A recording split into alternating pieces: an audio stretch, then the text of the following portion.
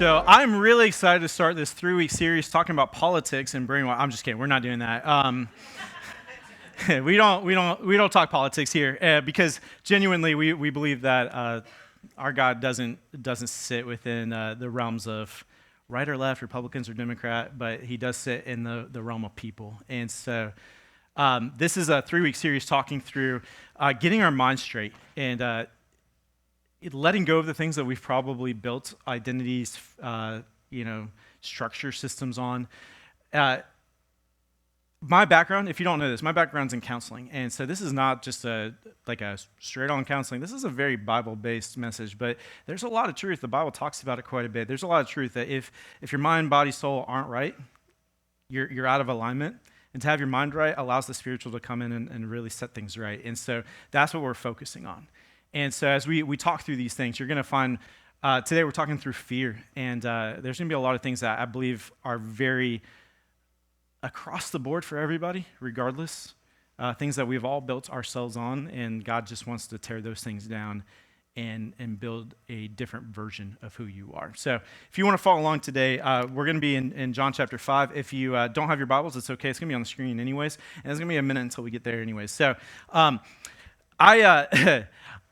did something this week that, it felt great in the moment at least. And to give you some background, my daughter is in 5th grade. They did, you guys probably remember this growing up. They did field day this week, and I was like, awesome. And it's not as cool as you would think because field day's changed quite a bit. When I grew up, it was like survival of the fittest. Like, I loved it. I was like, I want to take everybody out. So they've now changed it because apparently everyone has to get a trophy. And I just didn't grow up like that. Most of you probably didn't grow up like that. But it's all like team stuff, you know? It's all that team stuff, like everybody wins. I'm like, or nobody wins, and there's no fun in that. And they've changed it quite a bit. Now, the fun thing, this is a little side tangent on it. The fun thing was, they did tug of war, and it was classes against each other. Again, no winner. How that happens, I don't know. But the parents got to take out their kids, and the first group of parents are like, I think they kind of gave in a little bit. They're like, we want them to win. I'm like, no. That's not how we roll. And it was me and 2 other dads in the back, and we anchored that sucker. And I'm telling you, we all got the right form in there, and we drugged those kids, every one of them, through the dirt. And I felt really good about myself in that moment. And then they break after doing 2 things. I'm like, this is not a field day. This is a field moment. And they break after doing 2 things, and they're like, inflatables. I'm like, so it's just a hangout. That's what it's become. But there's this game, I don't know if you've heard of it before, it's called 9 Square. Anyone heard of 9 Square? It's great. I love 9 Square. I was a student pastor for almost 20 years, and 9 Square was how we made our living off of just spiking the ball on kids' faces. It was awesome. And how it is, it's 4 square and volleyball kind of mixed in together, so it's all keep the ball up in the air. And so my youngest, she's like, Dad, will you play? And I'm like, I don't know. I'm a little competitive. I don't know if you know that about me. And I was like, I don't know if I should. And she's like, but please, and you're a little girl, you can't say no. So I'm like, okay. At first, I was like, oh, oops, I dropped it. And I'm like, what am I doing? So then I started, not really playing, but kind of playing. And then I'm trash talking kids. I'm in the middle. There's 9 total people in this. I'm one of 9, so 8 other. I'm just trash talking 5th graders. I'm like, Billy, don't bring that up in here. I'm legitimate, and they're like, your dad's competitive. And she's like, this is not even competitive yet. And then other dads joined in at one point. We were just owning the whole thing. It was great. No one could get it past us. And the next morning, though, I woke up and I understood this true fact, and you've probably felt this too. Your brain remembers who you were, but your body has already moved on, right? I was a 3-sport athlete in high school. I'm not one of those guys that was like, yeah, but I was actually went to state for track. I was pretty athletic, and I have a daughter that is pretty athletic, no motivation at all, no competition in her, and she's like, but there's a book. I'm like, okay, cool. And then another daughter who is very competitive like me, and she's got her mother's athletic abilities. And so I sit here, and I'm like, man, I remember, and I was like, I'm going to have athletes as kids, and that didn't happen either way. And so, you're in a moment where you're kind of reliving some of those glory days and things like that, but then you remember, things have moved on in your life, and you're not that same person, right? I think that happens in life in general. Like whether it's spiritual, mental, or emotional, whatever it looks like, that happens quite a bit within our lives, right? Like I felt this this week with my oldest. We were talking through, me before ADHD medicine, and it was a stark difference. But we were talking through like mistakes we made as parents, because it's really fun as your kids get older. You get to have like real conversations with them, like life conversations with them. And we were talking through those things, like the things that you wish you would have known when you were younger, and the things that you built life on, and the parenting mistakes that you made, and you're trying to save your kids from making the same mistakes you made. But like this happens, like the things that we know, like other parts of us have moved on from those things, and other things we get stuck in those things. Like you felt that moment, right? Like that stuck feeling, that moment happens here. Like hit the next one for me. The moment where like it started off just as a wound. Like this is people, like kids who grew up as abused kids, grew up to be adults that wear the scars of being abused kids. Like at first it's just a wound, but then you realize it's just a part of who you are sometimes. Like you feel that sometimes, right? And I've learned this as a parent. A lot of parenting is just trying to save your kid from either becoming that version of you, or not making the mistakes that you made, right? Like not carrying those same wounds that you carried your whole life. And some of you, you're sitting there, you're still carrying this. And it's still fueling a lot of what's happening. But like what people don't warn you of is this. The same thing that thing that was happening to you became the thing that started forming you. That's what they don't tell you. Like the things that you created in your mind to save you from becoming that version of yourself again are the things that really started forming who you became later in life. Like you thought it was just a protection thing, but it became a part of your identity. Right? Like those are the moments that we just don't warn people enough about. Like to go back to that abuse thing, like it doesn't even have to be like an abused kid. I was told for 10, 15 years that you probably shouldn't be on a stage. I had a best friend, great guy, and love him today, and he's still a best friend. And he goes, maybe you should be an executive pastor, because like you're really good at like creating this stuff, but you probably shouldn't be on a stage. That's not your strength. You know what that did? It created a wound that started to form who I thought that I was supposed to be. Because people were telling me that for years, but then when someone close tells you that, you start to form versions of yourself that you think you are. Like we all carry things.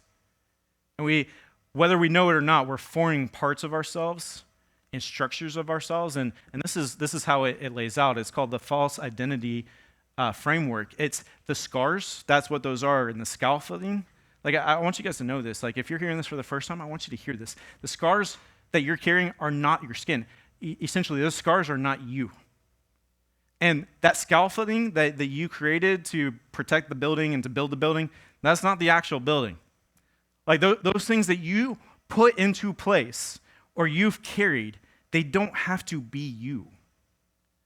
And you don't have to continue to carry those things with you.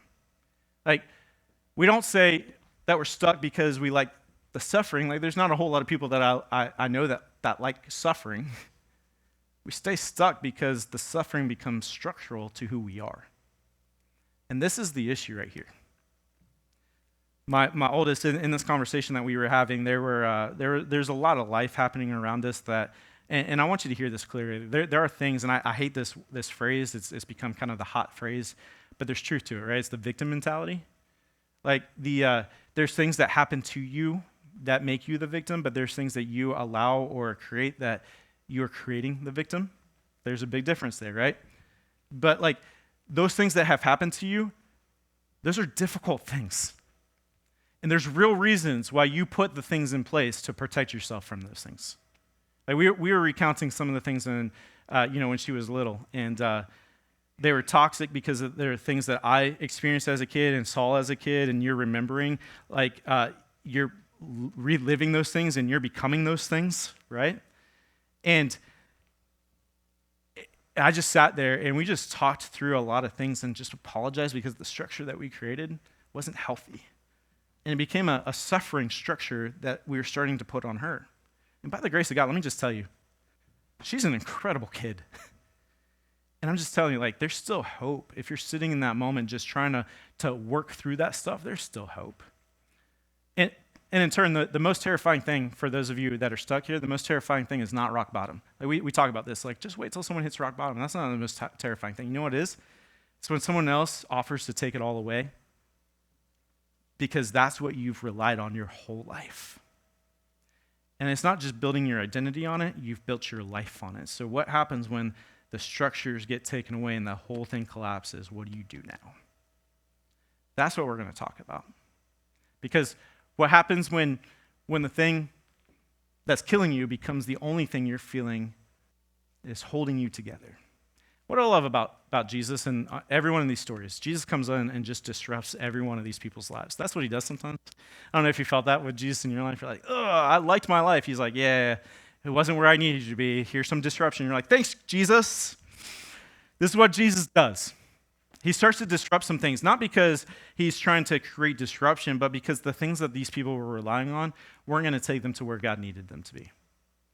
And if that's happening in your life, I want you to know, like, that might be why disruption is happening, because where God needs to get you, you're not getting there on your own.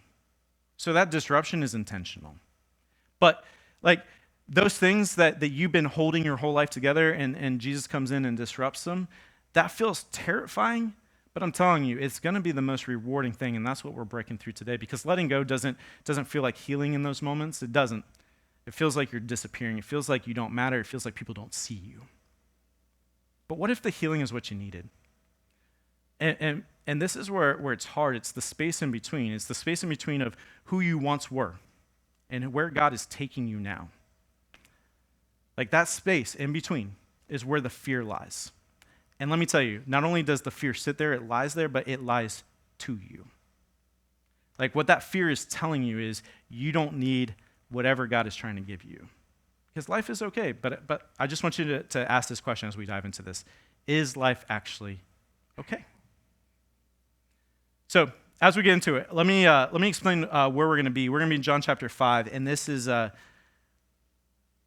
this scenario, story, moment. It's called the Pool of Bethesda. And so what this is, it was called, that word means healing. So if you could put that up there for us, the pool, all the, healing or mercy. So it had become a waiting room for people, and let me explain what was happening, because it's kind of a weird scenario. You've got and they found this. They found this. Archaeologists have found this whole pool, so they know it existed. Hundreds of people would sit here. And then be a pool where the water once a day would start stirring. And whether it was a fairy tale, it was just a story, because you guys know how it happens. Like, something happens that's extraordinary, and you're like, I don't know how that happened, and so people try to explain it. I have no idea. Was there real healing? I would assume so, because people keep showing up to it. But the water would start bubbling. And so the tale, the story, the moment was there was an angel that would come down and start stirring the water, and the first person that would jump into it would be healed. Is that happening? I have no idea. But I will tell you, I've been on the other side to watch healing happen in real life. Can't explain it. I have no idea why or how. You tell it to someone, you feel crazy for saying it. So like, this probably felt a little crazy for people to go, oh man, is this healing actually happening? But like, would people gather here if it wasn't? But here's the other thing is, like, this was the place where people would go to once you ran out of options. Like, there was no, like, you've run through plan A, B, C, D, all the way through, elemental P, right? This is like, there is no other option, and no other alternative. Like, this is where I'm at. And this is where Jesus chooses to kind of intercept someone's life. So, Bethesda or Bethesda, however you want to pronounce it, because there's two different types of pronunciations here. This is where we kick off. I'm going to read verse 2 for you. We're going to start with verse 3 here in a second. But inside the city, near the sheep gate, which they have found, was the pool of Bethesda with 5 covered porches.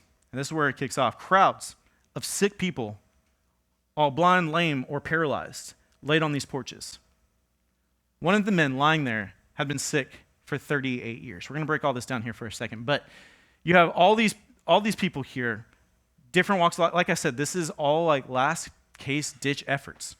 Like, imagine these things, blind, lame. And this was the theory back then.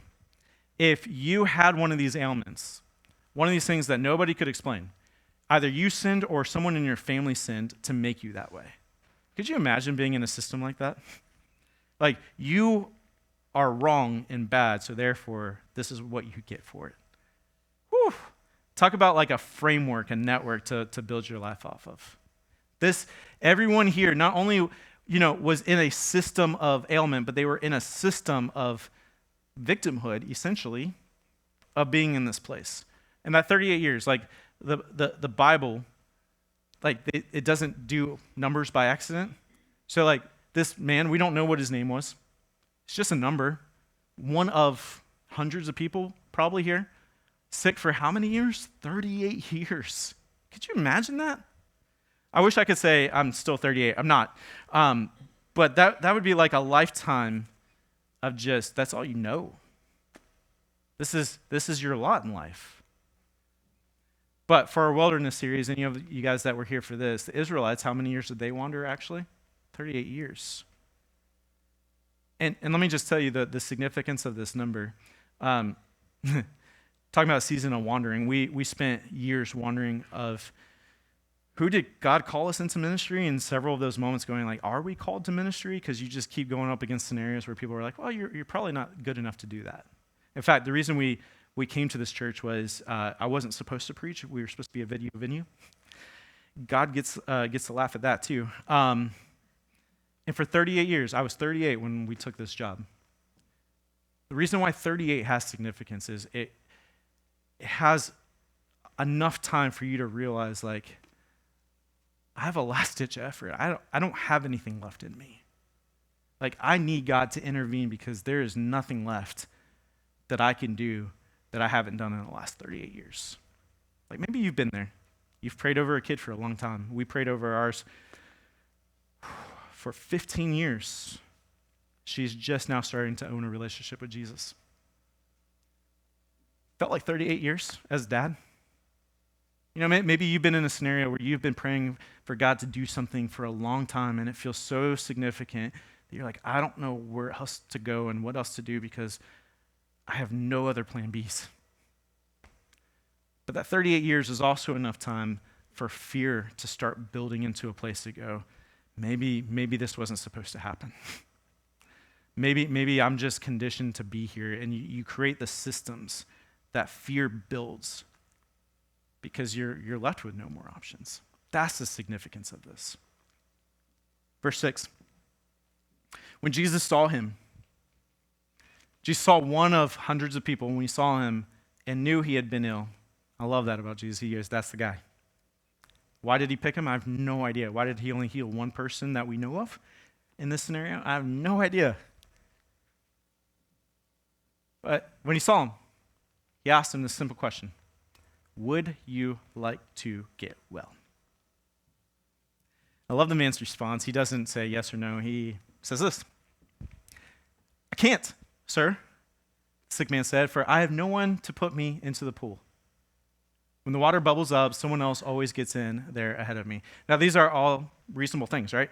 I can't move my legs, can't get in there. There's no one to toss me in there. Like, could you imagine the scene? We know that there were multiple lame people, blind people, people who couldn't walk or had these significant ailments. Could you imagine like the water bubbles and you're just chucking people into the water, just hoping for someone to get in there? That should have been an incredible moment to see, right? These are all reasonable excuses. But he doesn't say yes or no. He makes up excuses. Like, he didn't answer the actual question. He answered the thing with, this is why. This is the system. How often do we do this? God goes, I want to give you this. And you're like, that's great, God, but this has to work out, and then, but you didn't account for this, and I don't know if I'm ready because of this. He's like, but I want to give you this. I hear you, however, it's always someone else's fault, right?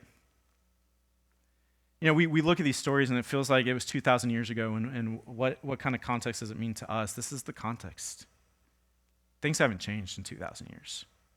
We're constantly finding out reasons why we can't do what God's asked us to do or can't step into the things that God wants us. He didn't ask the guy, what's preventing you from getting healed? He said, do you want to be healed?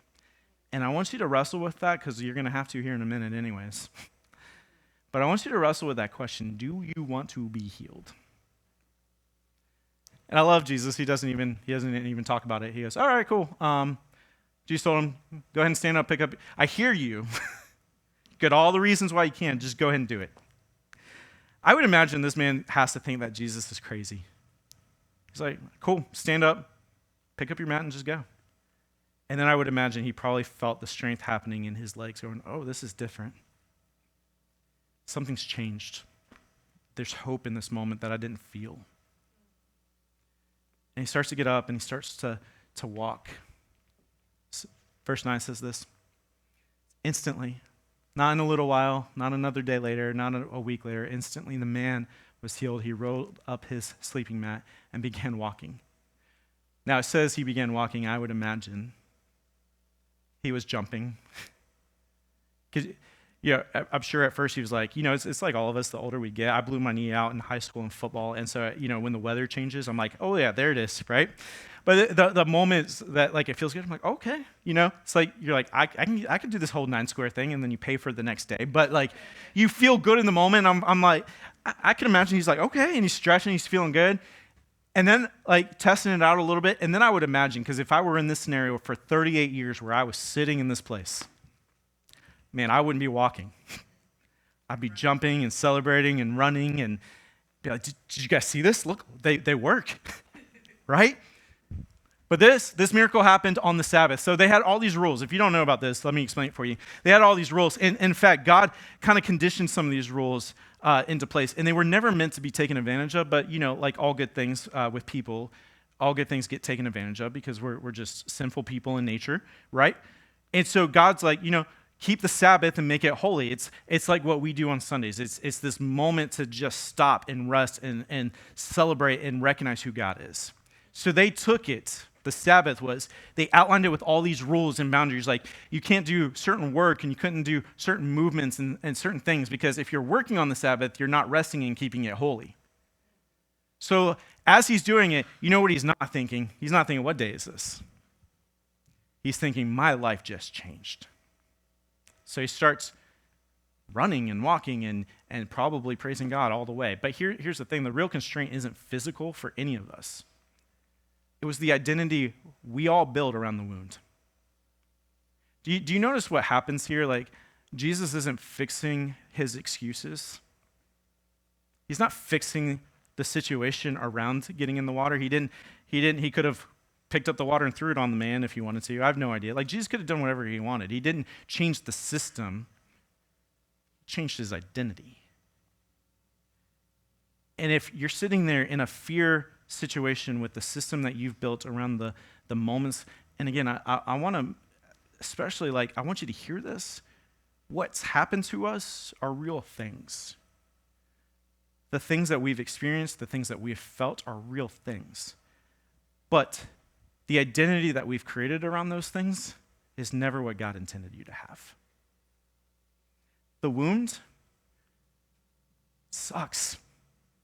But the identity that he wants to give you in spite of that will change everything. Going a little further, John chapter 5, verses 10 and 11 says this. They said this is the Pharisees. This would be like modern-day pastors. Like pastors would never get things messed up, right? They said to the man who was cured, you can't work on the Sabbath. We had all these rules. You can't break our rules. I can't tell you how many people we've experienced here recently. They said, we love house and church, but we're just waiting for the hammer to drop. I'm like, what hammer? The hammer that says we can't be here anymore. What? And I'm telling you, like the amount, these are real conversations that I've had with people where people have created rules and boundaries around who gets to experience the love of Jesus and who doesn't. That was happening 2,000 years ago. It's still happening today. So look at the man and they go, who told you that you can't work on the Sabbath? Who told you? The law. The rules don't allow you to carry that sleeping mat. Could you?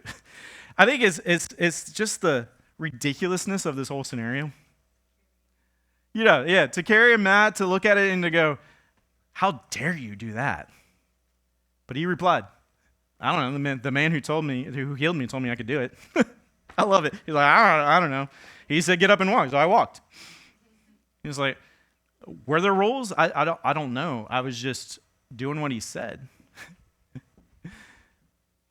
He said, who said such a thing as that? They demanded. And it gets even more ridiculous. Who gave you that kind of permission? The man didn't know, for Jesus had disappeared. And I love Jesus' response. He finds the man. He says this. But afterwards, Jesus found him in the temple and told him, now that you are well, go stop sinning. Or something else even worse may happen to you. The first few times that I ever read this in my life, I was like, gosh, Jesus is kind of harsh and mean and weird. Like, to go to a guy that hadn't walked for 38 years and be like, do you want to walk? That feels obvious to me. Right? It's like, of course, right? And then to go and be like, good, you're walking now, stop being bad. It's like, here's what you don't know. And you don't know if you don't dive into it. What Jesus is saying here is this. That stop sinning for him, he's saying you need a perspective shift, so don't return to what formed you again. Like, the things that you built in your life to get to this point, those have to be taken down. Because you guys know this, right? Like, we all do this where it's survival mode, the victim mentality, whatever it is. We build these structures in our lives to get to a certain place. And then we do a few changes to push our lives forward, but eventually we always come back to it, right? Because it's comfortable, it's easy. And when Jesus is saying stop sinning, like, it's impossible. We all know this. Like, you can't go a day without sinning. We're all going to sin at some point. He's not saying, like, stop doing bad things, man. He's saying stop returning to the things that got you to this point. He's not saying, like, you were sinful so you can't walk. He's saying you created restraints in your life to get to this point. Don't allow those to form you anymore. If you put it in a nutshell, he's saying this to him. Don't let fear reform what God has already transformed. And I think that's the same thing for us today. Like, don't return back to the things that God's already changed in your life. And I get it. It's the fear of, if my life is deconstructed and I'm having to rely on Jesus, what do I do? I was listening to a podcast from Theo Vaughn. I don't know if any of you probably don't because you're good Christians. And Theo is not a Christian at all, although God's doing something in his life. He's made a living off of being crude and ridiculous, and he's got one of the most amazing hairstyles, ever. And if you're wanting to, you can look him up. But let me kind of tell you what this happened a couple weeks ago. This was on a national podcast. I don't know if any of you have heard about this. He's viewed by millions of people, and he's talking about this story, and he's talking about his life growing up. His mom hated him. And told him, said that she never wanted him, that he wasn't the son that she was ever hoping for. And so he said he became the funny guy so that people would love him because he never felt loved. I was like, whew. I'm watching this podcast, and I'm like, I'm not crying, I just got something in my eye. Like you really get into it because you feel that, right? Like, this man was formed by the things that he could not control in his life, and it created such a deep wound. And he goes, I was kind of mad, and he goes, and then I realized, like, the things that I've built my life on, this story that I've created for myself, got me a lot of friends, it got me a lot of people that love me, and it made me a lot of money. And he said, and then I started reading my Bible. I was like, oh, this man is reading a Bible, holy cow. And he's talking about a story. He's talking about this phrase, do you want to be healed? He said this. He said, you know what's really hard about this question? He said, I know it makes my life better, but I don't know if I can give up everything. Isn't that the hard thing? We know that it's better for us, and we know that those wounds have created things in our lives that we don't need to hold on to, but when it's the life you've always known, it's really hard to give it up.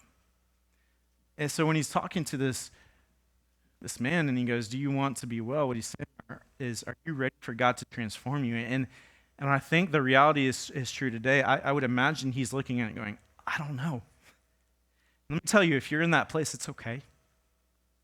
It's okay to sit there and go, I don't know, because I know that getting well is better for me, but I also know it costs letting go of everything that I've built. And if I'm not that person, who would I be?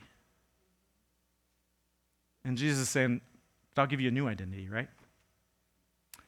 See, fear was formed through years in your false identity framework. Because I'm telling you, like, some of you experienced real trauma. And some of you have experienced a lifetime of real trauma. And I'm not telling you, like, just believe in Jesus and everything is okay. I wish it was that easy, right?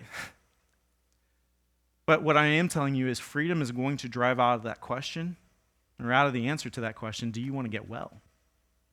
Like, if you truly want to experience freedom, it only comes through Jesus. And the framework that you've built your whole life is not ever going to get you to that freedom.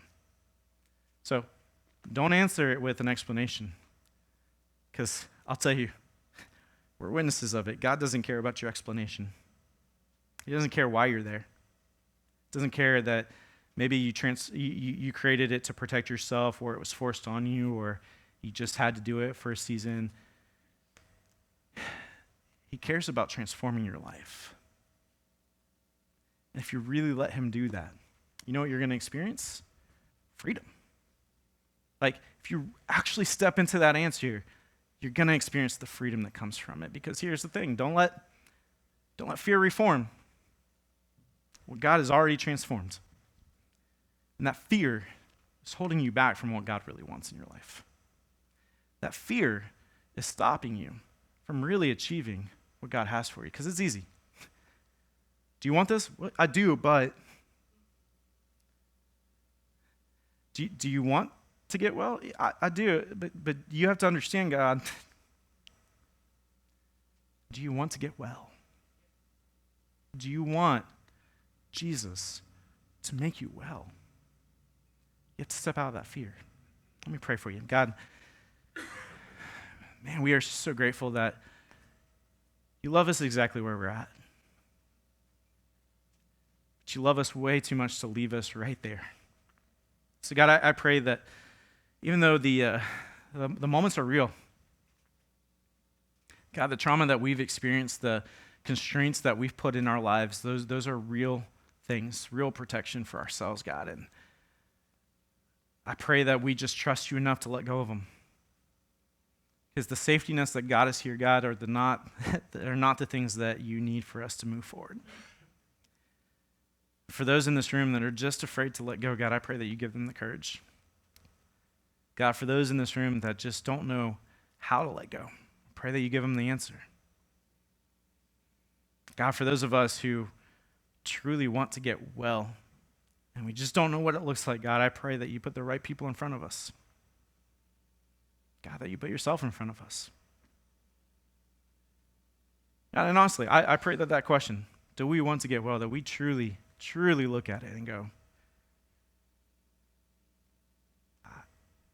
I don't know, or I can, or I want to, or God, that we just truly look at it and answer it.